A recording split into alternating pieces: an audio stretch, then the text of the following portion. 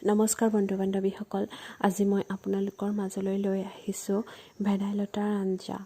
ভেদাইলতা আঞ্জাখন কিমান উপকাৰী শৰীৰৰ বাবে সেইটোতো সকলোৱেই জানে, আৰু আমি ইয়াক খোৱাৰ অতি দৰকাৰ।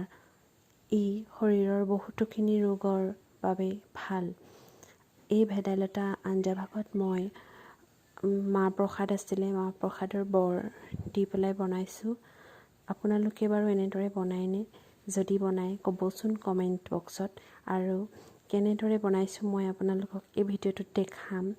আপোনালোকে ভিডিঅ'টো শেষলৈকে চাব বুলি মই আশা ৰাখিলোঁ। এয়া চাওকচোন মোৰ আঞ্জাভাগ কিমান ধুনীয়া হৈছে দেখিবলৈ, আৰু খাবলৈতো সাংঘাতিক ধুনীয়া হৈছিলে।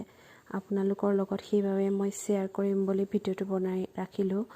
ভিডিঅ'টো এয়া দেখা পাইছে।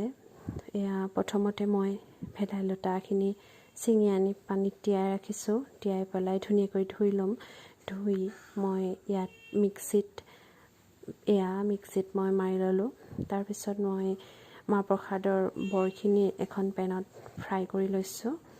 এয়া তাৰপাছত মই আনফালে এখন কেৰাহী পাতি দিছোঁ। তাতে মই অকণমান তেল দিছোঁ।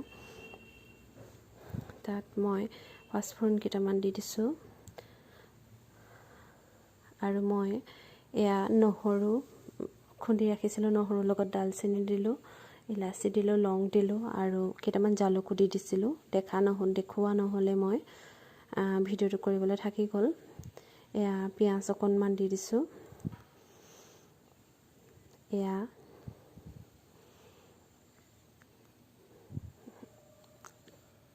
তাৰপিছত মই অলপমান হালধি দি দিছোঁ। এয়া তাৰপিছত ভালদৰে লৰাই ৰাখিম।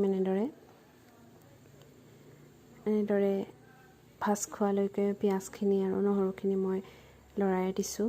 ধুনীয়াকৈ এয়া ভাজ খাই আহিছে, দেখা পাইছে। এয়া ভাজ খাইছে মোৰ ধুনীয়াকৈ। এতিয়া ভাজ খাই হ'লত মই ইয়াতে পিচি ৰখা ভেদাইলতাৰখিনি দি দিম। ইয়াতে এয়া মই দি দিছোঁ। এয়া অকণমান পানীও দি দিম মই ইয়াতে।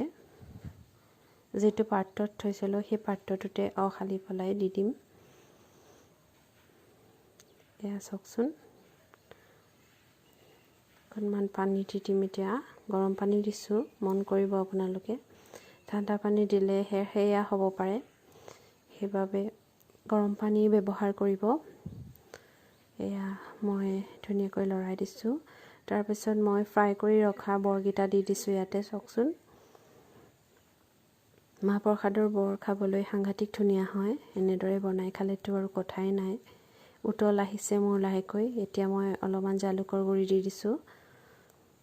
গোটা জালুকো দিছিলোঁ মই খুন্দি পেলাই।